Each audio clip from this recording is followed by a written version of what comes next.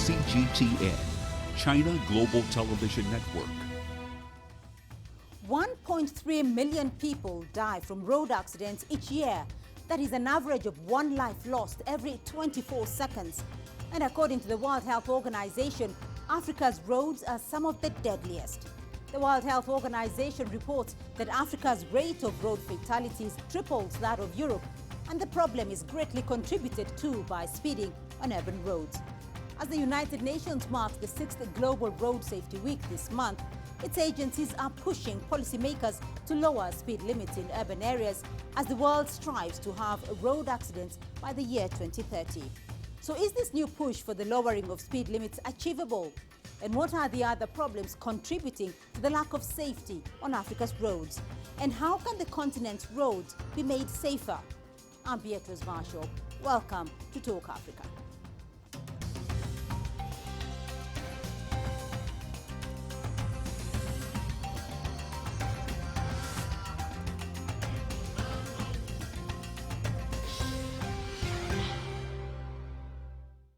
Well, this year's UN Global Road Safety Week emphasized the lowering of speed limits in cities and towns down to 30 kilometers per hour.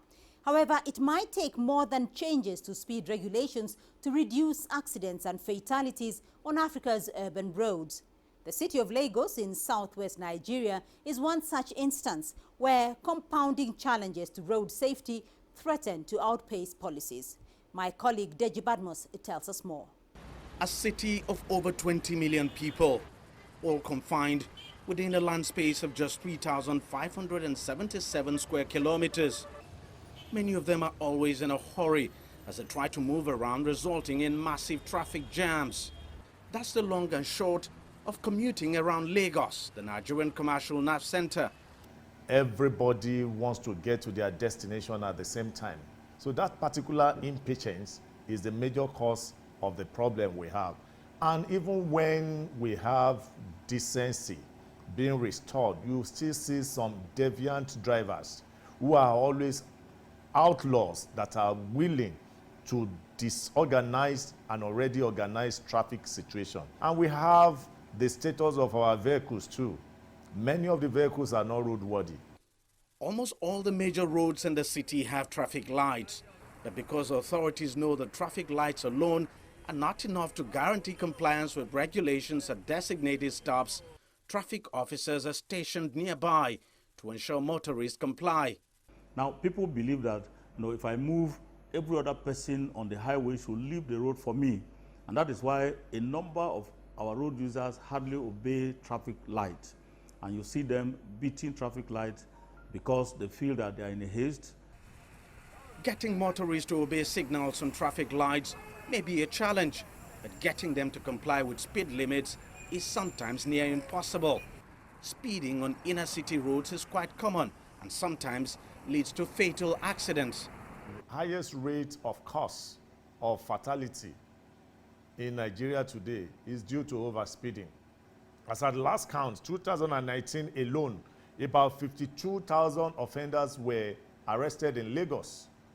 In 2020, about 35,000 offenders were arrested in Lagos, where so far I've been able to arrest more than 18,000 offenders.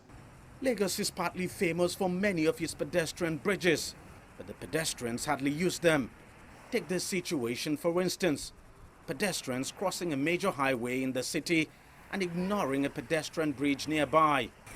Even barrier fences erected by the authorities to compel pedestrians to use the footbridges have all been destroyed, as people simply prefer to take the risk of crossing the road rather than use the pedestrian bridge. And quite a number have died while trying to cross a major highway in this manner. Worryingly, many more are still doing this, endangering their lives in the process. And one more thing, don't bet on it that drivers will stop for you at zebra crossings like this. It rarely happens. The drivers are always in a hurry. The only reason why this ones have stopped for me is because there's a traffic official around. Other than that, it just would not happen. And so when you find yourself at a zebra crossing like this, you have to be extremely careful while crossing the road. That's the way it works in the city. Deji Badmus, CGTN, Lagos, Nigeria.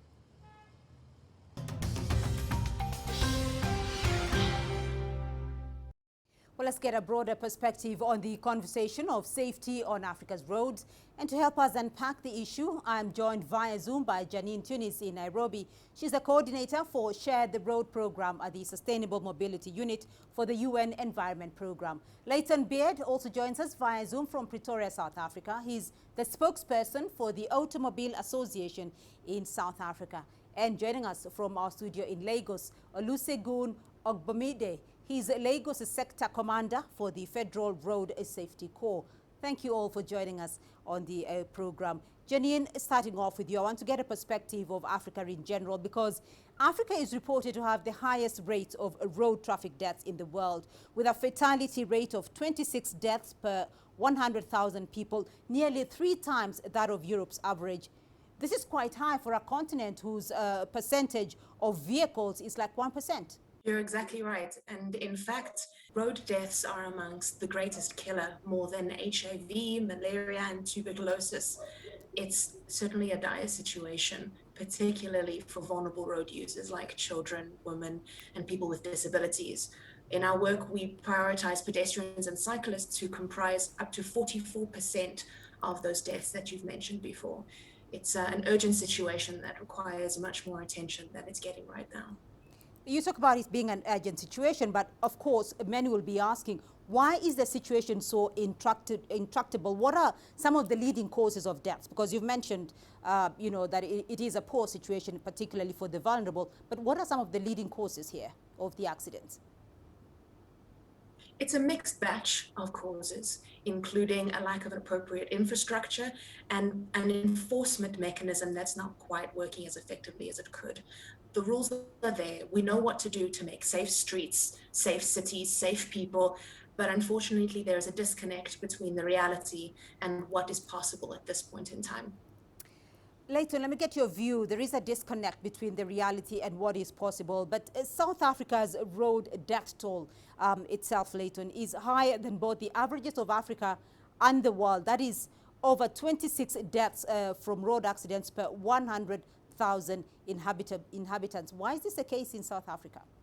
We know, as Janine has pointed out as well, that we need to have safer roads, and that means that the actual surface and the design of the roads and the infrastructure of the roads needs to be good. But at the same time, we need proper drivers, and those drivers need to be in safer vehicles. Hence the fact that the AA, in collaboration with Global NCAP, started hashtag Safer Cars for Africa in 2017. We're looking to crash test and rate those vehicles for the African market. So that's very important. So we're looking at a safe systems approach, and I think that's exactly what Janine was alluding to. We don't only look at one aspect of safer roads, we look at all of the aspects. Drivers, we look at vehicles, we look at roads, and obviously post-crash intervention needs to be improved as well. A very key factor in all of this is obviously education, which is lacking, unfortunately, in a country like South Africa. We need a lot more intensive and ubiquitous education, not only in schools, but campaigns that run year-round. And then again, Janine touched on this as well. Enforcement is a huge problem.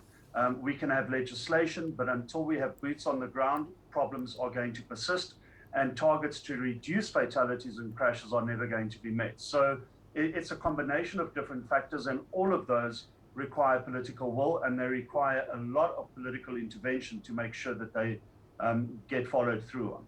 Right, it's a mixed bag, as you put it there, Leighton. And looking at the state of infrastructure, because we often feel like the more advanced economies have less traffic accidents. But when you look at South Africa itself, South Africa has one of the most advanced infrastructural systems on the African continent, but still has the highest rate of traffic accidents. Yeah, I mean, that's true. But again, looking at the entire system, there are gaps in that system, and you can close one hole, but another one remains open. Is not going to solve the problem. You need a combination of all of those factors. So you need safer roads, and fortunately in South Africa, many of the roads we travel on are safer, but all the roads need to be safer. And then another thing Janine touched on as well is this issue of pedestrian safety. We have up to 40% of all the fatalities annually in South Africa are pedestrians, and we need to make sure that pedestrians are visible. We need to ensure that pedestrians know how to walk and use the roads. So that's a critical part of education. So Yes, we do have some gains over some other countries in terms of the infrastructure, but it's not enough. The entire system needs to work, and you need to close all the loops within that system to ensure you've got a safer approach. I want to rope in Olusegun in Lagos here because, Olusegun, Commander, at least 1,076 people were killed in road accidents in Nigeria in the third quarter of 2020, according to your organization, the Federal Road Safety Corps. What trend is your organization seeing when it comes to road safety in Lagos and in Nigeria in general? Thank you very much. We have leverage on the United Nations 5 pillars in reducing the rate of crashes. That's trying to domesticate it in line with the mission of Federal Road Safety Corps. And the first effort is to sustain public education. That's rigorous public enlightenment to road users. Right from the beginning of the year, we have a series of interventions in place as regards sensitizing members of the public. And in addition to that, we were able to build on our stakeholders' efforts because we believe that enforcement on the highway is not the only solution, which can only take care of only 15% of our effort to reduce road traffic crashes. In line with our vision that we must eradicate road traffic crashes and create a safe motoring environment. So it's an all-encompassing effort. So that's why we have to bring in all other stakeholders, be government, be non-governmental, be other traffic agencies that make up the states, so that we can all put the efforts together to reduce road traffic crash. And we also have enhanced motor vehicle administration. That's the effort of government in putting all the indices in place to reduce road traffic crashes. When we talk of processing, not just running after vehicles on the road, what are the policies that are put in place to reduce road traffic crashes? And there's continuous training even after the acquisition of driver's license.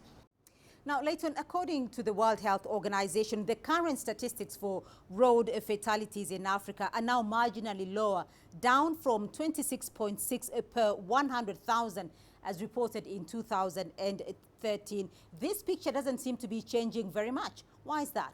There is no coordinated program.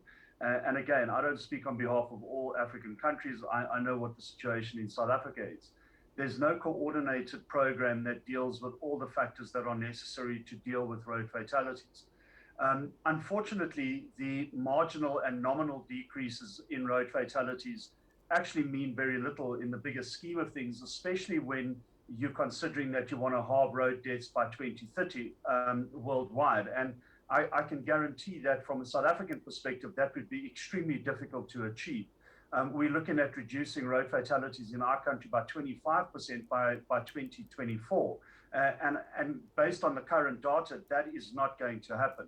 And it's a combination of factors, legislation without implementation, poor infrastructure, very poor post-crash intervention, unsafe vehicles, vehicles that are brought into the country that don't meet the standards, very low standards of safety for those vehicles, poor driver education, poor driver behavior. There's a combination of these factors. Commander Olusegun, Lagos in itself is a very congested city, so to put it. I mean, it has about 40% of the vehicles, total number of vehicles in Nigeria are located, 40% are located in Lagos. What do you make of this? What are some of your fundamental challenges when it comes to road safety in Lagos? Road safety illiterate drivers. So many of the drivers that are plying the road because of the congestions, because of the traffic volume, always find their way to the traffic movements that are not well trained, that just have access to vehicles. Despite the stringent measures put in place, they still escape through the windows to find their way into the traffic.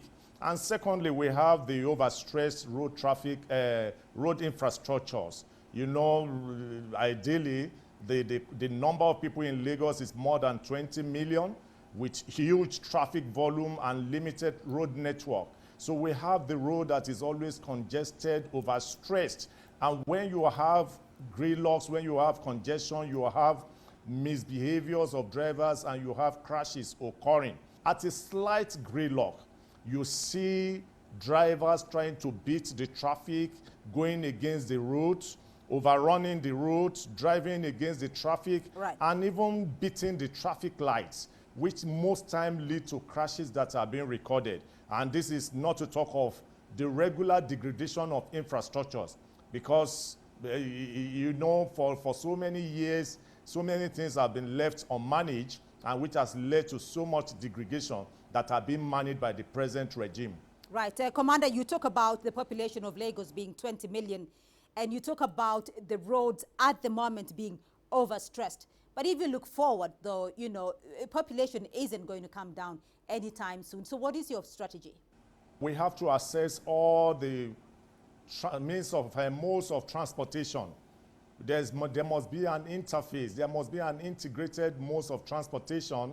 That's the land, the waterways, the railways. Because you can imagine the railway pulling about 500 containers from Lagos. That means pulling away 500 trucks from the highway. You can imagine the waterways taking close to 1 million from Lagos traffic.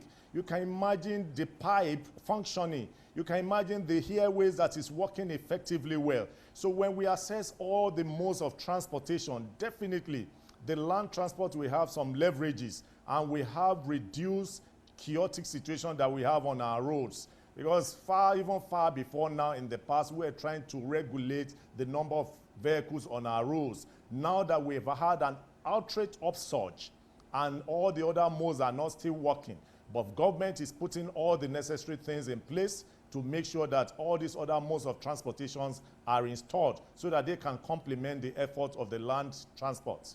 All right, we'll take a short break and continue this conversation in a moment. Do stay tuned. When we get back, we'll go beyond the challenges and look into the solutions towards making Africa's roads safer. Do stay with us.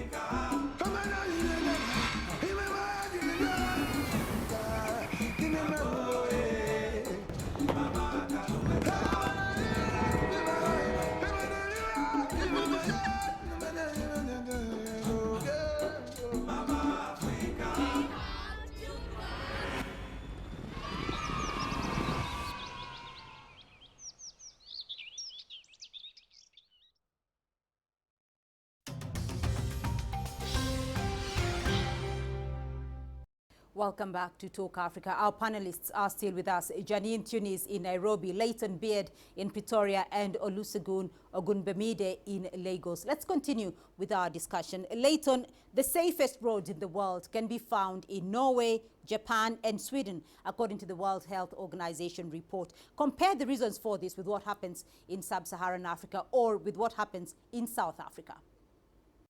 Lots of education from a pre-primary school level upwards, graduated driving licenses that are implemented in those countries, a lot of societal pressure on antisocial behavior such as drunk driving, a lot of pedestrian visibility, proper safe cars, proper safe roads, good infrastructure, and law enforcement. And I think if I touched on 5, that's probably the first 5 that I would look at, but I would say that those were the reasons, the top reasons why those countries are outstripping countries such as South Africa in their road safety initiatives. Commander Olusegun, over the years, we've seen an increase of motorized traffics on the roads of African cities. We see this a lot in Nigerian cities. Lagos, with its population of 22 million, we're seeing a lot of motorcycles as well coming onto the streets. What challenges are emerging in this regard, and what interventions are you bringing to play to enhance road safety? Despite the huge traffic in Lagos, you still have incursion of motorcycle, which by legal-wise is not even a means of transportation that is permitted by law in Nigeria. But because of the economic situation here and there, it has come to stay. People seeking for employment within the state, and they see that one as a leverage for them to have source of livelihood, which has actually impaired on the safety that are recorded on our roads. Apart from the insecurity that this has generated, so many crashes have been recorded that are caused by these motorcyclists. They don't have respect for the traffic rules. They don't have respect for other road users. They are not trained on how to make use of the road, and they've created a lot of menace on our roads. And the intervention we have put in place, you remember, we have so many regulations put in place in the past, and that is still running, that if you want to ride motorcycle, you are not expected to run the motorcycle that is less than 60 cc on the highway. Right. You are not expected to run motorcycles on the road without your crash helmets. And these are the means of protecting these exposed road users. And it's not just a business of one agency. Like in Lagos State, the Lagos State government is making all efforts to regulate the activities of the motorcyclists in Nigeria. There are some dedicated areas where they are not expected to ply, especially on the highway where we have high vehicular volume, because so many people have been maimed and killed because of this recklessness. Now, Share the Road program is trying to support the stakeholders in developing countries to move away from prioritizing the car driving minority towards investing in non-motorized infrastructure. Why do you think this is the solution? More people walk in African cities than anywhere else in the world. Sure, they're captive users, which means that they don't really have a choice. But we should make that journey for them as easy and comfortable and enjoyable as possible, so that when they have the opportunity to buy a cheap, dirty vehicle, they won't. They'll choose walking instead. There is massive increasing motorization met with this huge group of people who are walking. And I think, and the program believes that if we prioritize people first, the other things will fall into place quite comfortably. When developing these systems, the next steps in terms of what we can do is prioritize people, and those people are the ones that are walking. Once you've prioritized people, you can look at these vehicles that are causing the issues and mix that solution together with affordable public transport and high density neighborhoods, particularly in cities. Leighton, your thoughts on that and the type of strategies that can be adopted by governments to reduce the fatalities on our roads? Affordable, sustainable, reliable public transport is obviously a very key part of that, making sure that pedestrians are better looked after than they are currently. In other words, the infrastructure around being a pedestrian is good. There are proper sidewalks that people can use, there are proper cycle lanes that people can use. Street lights are working specifically in areas where it's very dark at night or early in the morning. Safer vehicles is another absolutely critical feature for us, along with improving vehicle safety standards. Not only implementing legislation, but implementing legislation that is backed by proper policing and law enforcement. These are some of the elements that we are talking about. Commander, I want to get your thoughts and what you see as having worked, particularly with your situation in Lagos State.